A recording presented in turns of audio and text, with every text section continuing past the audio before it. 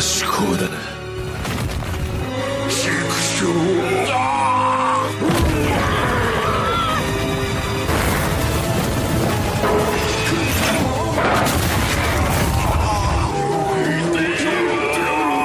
てめえらの相手をしてる暇はねえ。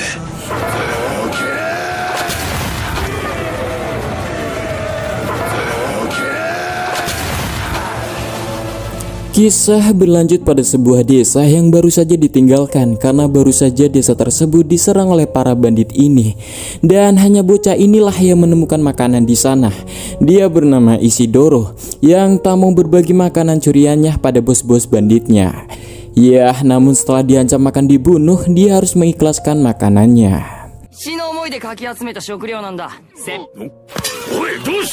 Iya, tapi seketika mereka muntah-muntah yang ternyata Isidoro sudah meracuni makanan tersebut dengan detol. Dan makanan yang aman ada di balik bajunya.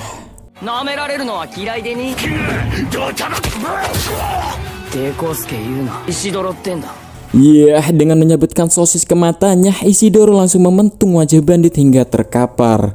Sempat merasa keren, tapi dia harus kaget ternyata masih ada bandit lain yang membuat dia harus berlindung mode menangis.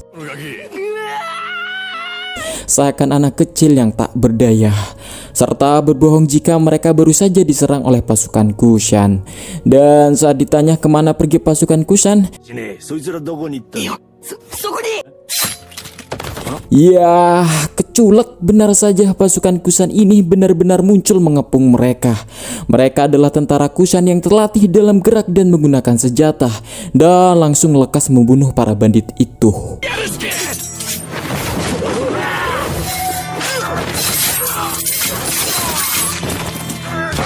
Di saat melihat para bandit dengan mudahnya dibantai, Isidoro dihantui ketakutan. Tapi tiba-tiba, ya, tampak gas yang akan melintas desa tersebut. Begitu juga Isidoro yang mengenal gas waktu lalu saat di bar.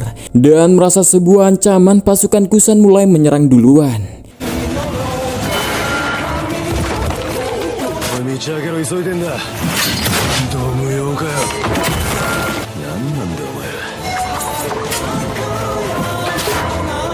Ya, hingga dirasa tak mau memberinya jalan, terpaksa Gas harus mengayunkan pedangnya.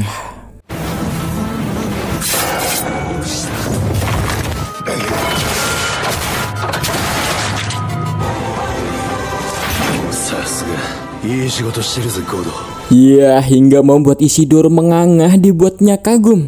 Dan Pak juga menyadari pernah bertemu dengan anak itu, serta mencium bau makanan di dalam bajunya, membuat Pak mengambil perbekalan di saat Isidoro masih terpaku diam. Dan Isidoro memutuskan untuk membuntuti Gas. Jauh di atas bukit tampak beberapa orang dari klan bernama Bakirah memantau perjalanan Gas. Dan yang tengah pimpinan mereka bernama Silat ini, serta Silat adalah pemimpin tentara Kushan yang menyerang Gas tadi.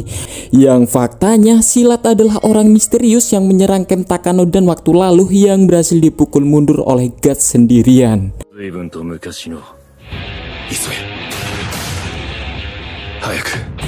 Berpindah di daerah Tanah Suci, tepatnya di pengungsian kumuh dengan orang-orang berpakaian compang-camping, dan tampak bagaimana penderitaan di sana yang anak-anak merengek ke ibunya karena lapar dan bahkan hanya bisa memandang api di depan mereka, membuat mereka harus mati dengan perlahan.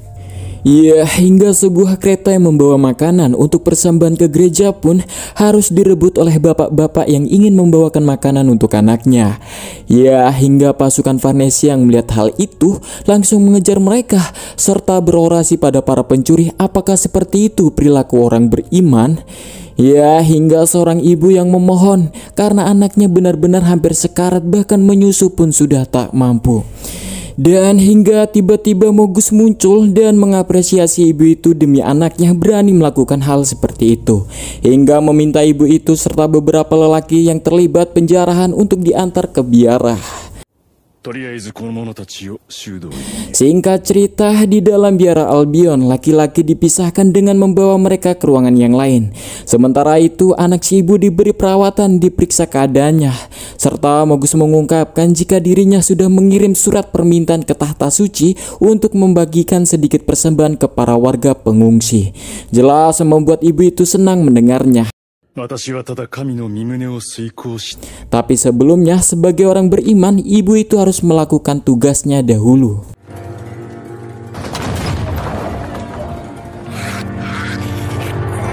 Iya, tampak sebuah neraka buatan yang menyiksa orang-orang berdosa di sana, yang menentang ajaran Tuhan dan meminta Varnesi untuk tidak berpaling biar menjadi saksi atas dosa ibu ini. Dan karena ibu ini telah menyelamatkan anaknya agar tetap hidup, tetap saja ibu itu sekarang telah berdosa. Dan sekarang tubuhnya akan dinyoskan dengan batu bara nan panas. Hingga penangkapan para warga dengan alasan berdosa pun masih terus berlanjut di pengungsian. Dan tampak salah satu tenda pengungsian wanita yang sebelumnya yang bernama Luka ini sedang berolahraga dengan salah satu prajurit rantai besi yang menyewanya. Dia bernama Jeremy. Dan saat lagi seru-serunya, tiba-tiba wanita yang penuh perban mengintip ke dalam tenda yang Jeremy harus memutuskan untuk mengakhiri olahraga tersebut. Dan Jeremy membayar pelayanan tersebut dengan kalung mutiara sambil bersumpah untuk membawanya dan saudara perempuannya ke rumahnya jika tugasnya menjadi prajurit telah usai. Setelah Jeremy pergi, Luka dihampiri oleh pelacur magang yang sudah dianggapnya seperti adiknya sendiri. Serta Luka membagi beras dan kalung mutiara penghasilannya hari ini, sembari menjelaskan bahwa mereka harus tetap bersatu dan saling menjaga, serta berhati-hati dalam bertingkah karena mereka hidup dalam lingkaran yang tak segan-segan membunuh jika melakukan kesalahan. Serta Luka memanggil Casca yang ia beri nama Elin karena tidak tahu nama aslinya. Luka tidak bisa memaksa dirinya untuk berbuat Casca melakukan seperti pekerjaannya, serta Luka menutupi tubuh Casca dengan perban karena takut tanda di dadanya mungkin orang mencapnya sebagai penyihir, dan yakin pasti ada peristiwa di balik simbol tersebut. Hingga tiba-tiba datang lagi kliennya yang lain yang memasuki tenda untuk minta servis, dan Luka mempercayakan perawatan Casca kepada Nina ini untuk memberikannya obat pada Elin.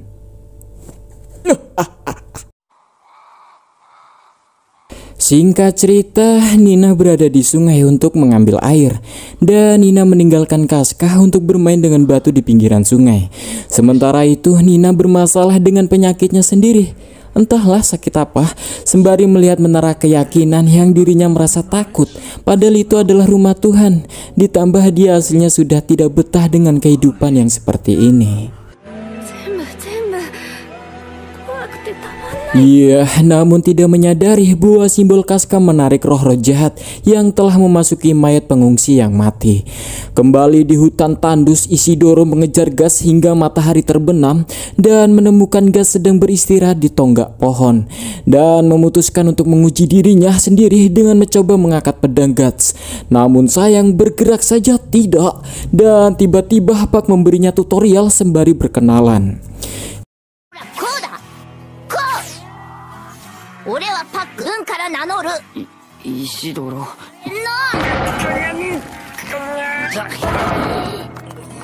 Hingga Gas pun terbangun dan mengambil kembali pedangnya sambil bertanya pada Isidoro mengapa dia mengikutinya.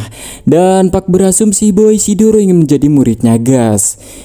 Namun Isidoro membantah dan mengungkapkan dia tak mau menjadi murid siapapun dan terikat dengan apapun. Dia hanya percaya dengan dirinya sendiri sebagai petunjuk dan bertindak. Jelas membuat Gas tersenyum kecil, mengingatkannya tentang sifatnya dulu yang tak mau terikat dengan siapapun saat sebelum menjadi pasukan Takanodan. Gas menyarankan untuk pemuda itu untuk berhenti mengikutinya, hus pergi, tetapi Isidoro tetap kekeh menolak hingga tiba-tiba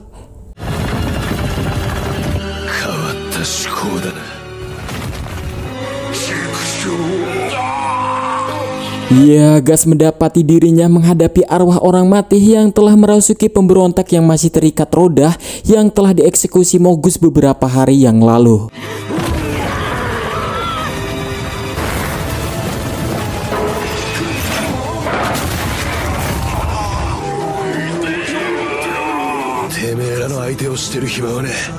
Namun kali ini Gas sangat bersemangat dalam jiwanya.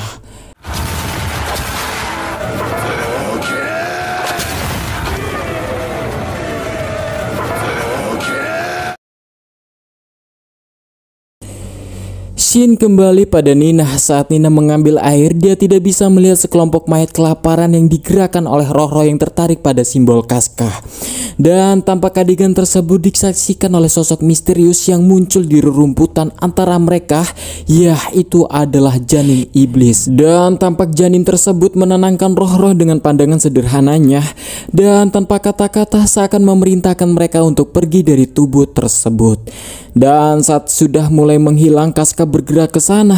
Dan suasana yang mulai malam ditambah Elin yang mulai kumat, Nina mengajaknya lekas pulang. Singkat cerita, Isidoro terbangun dengan pertarungan dengan roh yang sudah usai, tapi Gas yang sudah tak ada di sana. Sementara itu Gas sendiri masih terus berlari menuju tanah suci agar lekas sampai ke tujuan tanpa istirahat. Gas berhenti ketika dia melihat sosok yang sudah ia kenal di depannya. Ya, kesatria Tengkorak. Satria Tengkorak mengungkapkan akan ada hal terjadi di depan dan juga menafsirkan tentang mimpi Gas yang mendapatkan penglihatan elang bersinar. Itu menjelaskan adalah tanda-tanda kedatangan sosok yang akan muncul ke dunia. Sementara orang-orang yang mendapatkan penglihatan mimpi elang cahaya tersebut akan digiring menuju ke tanah suci. Dan jelas Casca dan Gas akan hanyut dalam tragedi pusaran peristiwa yang akan terjadi tersebut, yang hampir sama pada peristiwa sebelumnya. Menyiratkan pada Gas bahwa tragedi gerhana matahari akan terulang kembali. Dan menurut Kesatria Tengkorak, sayangnya belum ada seorang pun yang bisa menghentikan tragedi ini, yang mereka harus rela terjebak dalam permainan lingkaran karma ini. Ya, kembali pada ambisi Gas persetan dengan bayangan karma. Walaupun dulu sempat selamat saat peristiwa gerhana kemarin karena bantuan Satria Tengkorak, tapi kali ini adalah pertarungan dirinya yang berjanji melindungi Casca dengan kekuatannya. Dan Satria Tengkorak tidak bisa berbuat apa-apa dengan ambisi Gas yang menggebu-gebu dan memberinya satu nasihat untuk tidak hanya memperdulikan satu orang saja. Kembali ke Albion, Farnese tidak bisa makan. Terlepas dia adalah seorang Shiduma Suicide, tapi dia masih terus dibayangi dengan gambaran para pengungsi yang menderita di benaknya. Dan dengan Farnese ditemani dengan Serpico akan menemui Mogus. Namun dalam perjalanan dia terkejut menemukan pelayanan kembar Mogus memberikan makanan burung gagak dengan cara yang kekanak-kanakan.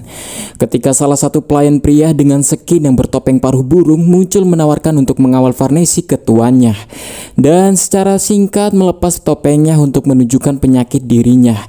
Dia menjelaskan bahwa semua murid atau pelayan Mogus adalah orang buangan yang diusir dari desa. Namun berbeda dengan pada Mogus, ia menerima dirinya meskipun dirinya dan teman-temannya menderita kelainan bentuk apapun. Dan menambahkan bahwa dia tidak menemukan kesenangan dalam penyiksaan orang lain selama ini, tetapi melakukannya karena rasa terima kasih atas kebaikan Mogus terhadap dia dan orang lain. Pelayan burung itu akhirnya membawa Farnese dan Serpico ke tempat Mogus melakukan sembayang. Dengan menjatuhkan secara vertikal wajahnya langsung mencium lantai berulang kali.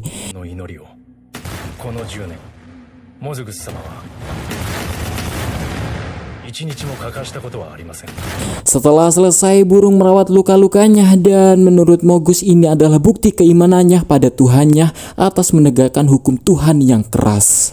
Farnese kemudian mengungkapkan kedatangannya kepada Mogus bahwa metode perlakuan gereja kepada rakyat mungkin terlalu kasar. Mogus menanggapi dengan mengatakan bahwa Farnese tidak perlu menyesali tugas-tugas ini, bahwa jalannya sudah benar demi keagungan Tuhan. Inilah bentuk iman, kita bertindak demi Tuhan. Dan membuat Farnese bersimpuh membulatkan lagi keimanannya. Sementara itu tidak ada satupun dari mereka yang sadar bahwa sosok mata misterius sedang memperhatikan mereka. Kembali di camp, setelah memberikan setengah dari penghasilannya kepada tetangga seperti yang diinstruksikan Luka, Nina bertemu dengan pelanggan tetapnya bernama Josim dan mengetahui tentang penyakitnya Nina. Josim datang untuk menemui Nina karena khawatir.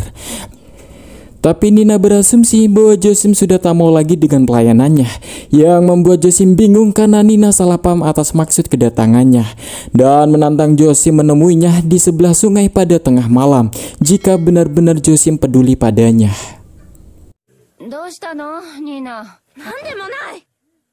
Ketika tengah malam tiba, Nina senang melihat Josim benar-benar tiba dan bertanya apakah dia mencintainya dan apakah dirinya rela jika harus pergi ke neraka bersamanya. Dan dengan sedikit ragu Josim pun mengiyakan. Dan tampak Luka yang melihat Nina gerak-geriknya yang mencurigai dan hendak akan mengikutinya. Begitu juga Luka tak sadar dirinya dibuntuti Casca sembari diiringi roh-roh jahat yang melintas di sungai. Singkat cerita, Nina membawanya ke sebuah gua tepat di antara dua sisi tebing bersamaan orang-orang di depannya. Ya, terdapat sekte sesat, sekumpulan orang terlanjang tanpa busana menari mengelilingi api sembari melakukan pesta seks yang diawasi oleh seorang pria yang mengenakan kepala kambing besar. Dan tampak Luka yang tak percaya jika Nina mengikuti sekte sesat ini. Sementara itu Josim awalnya ragu-ragu, tapi seketika dia harus hanyut dalam suasana. Setelah pesta perkembangbiakan tersebut, Nina membawa Josim ke kambing besar untuk menjadikannya sebagai bagian anggota dari sekte ini. Ya, tapi ketika Nina menawarkan dia semangkuk sup dari panci tempayan, Josim menemukan bahwa sup itu tercampur dengan daging-daging manusia dan membuatnya lari ketakutan. Dirasakan membahayakan sekte rahasia ini, Nina terpaksa meminta anggota sekte lainnya mengejarnya. Ya, namun Josim harus terjatuh duluan ke tebing. Yakin Josim telah meninggal, orang-orang kafir memutuskan untuk kembali. Namun Nina menangis karena Josim melanggar janjinya untuk mengikutinya ke neraka bersamanya. Saat itulah Luka menemui Nina dan setelah melihat semuanya, mengungkapkan Luka tak percaya apa yang barusan dia lihat. Nina pun yang tertangkap basah mencoba memaksa Luka untuk mundur dengan melemparkan batu ke arahnya hingga berdarah. Tapi Luka meraih Nina dan menampar wajahnya dan memukulnya seperti anak kecil sampai dia meminta maaf karena atas kelakuannya. Luka berhenti dan menghibur Nina dengan pelukan. Dan walaupun begitu, Luka masih tetap peduli padanya. Ya, namun Luka tidak menyadari bahwa Casca telah mengikutinya. Dan beberapa orang kafir yang melihat Casca dengan wajah yang penuh perban membuat mereka penasaran dengan wajahnya. Dan mereka terkagum yang ternyata dia berwajah cantik. Ya, hingga lambang itu pun terlihat Casca memberontak dan roh-roh jahat memasuki jasad orang kafir untuk saling membunuh satu sama lain.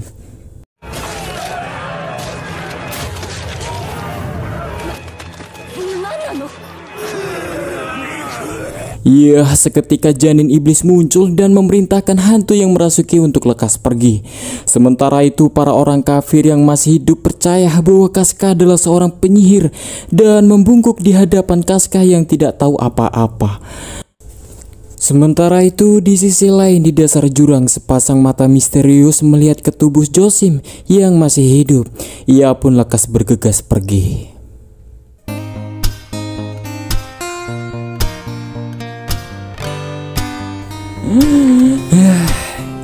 Oke, sekian dari part 2 part 3.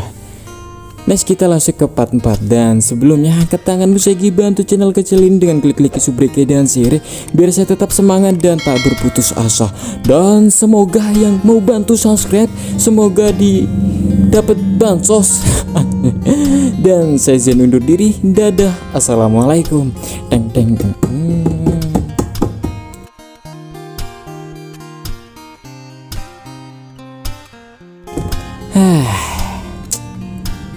Capek ya, ngedit capek ya, gini nonton.